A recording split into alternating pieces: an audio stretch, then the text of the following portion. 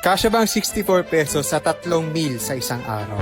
Tara, sa 64 pesos, sabi ng NEDA na kasya daw ito sa 3 meal sa isang araw. Parang hindi ako makapaniwala kasi sa umagahan pala ay susobra ka na sa 21 pesos na sinabi nila per meal. So yun, pumunta ako ng bakery para bumili ng tinapay at kape. Sa 12 pesos meron ka ng 2 pirasong Spanish bread at 17 pesos naman yung kape. 29 pesos to, so sumobra ako ng 8 pesos sa meal na to.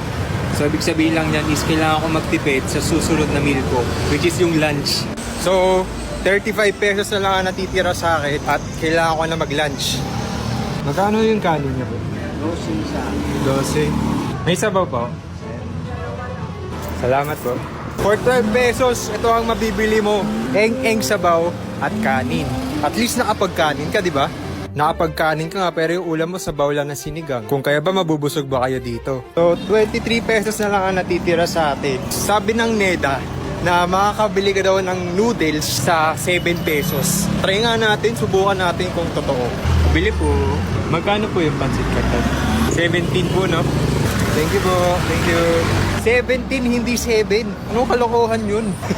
So nakatatlong meals tayo tapos meron pa tayong 6 pesos. Nagkasya ng 64 pesos sa 3 meals sa isang araw. Pero kung araw-araw ganun yung kinakain nyo, sa tingin nyo ba sapat na yon?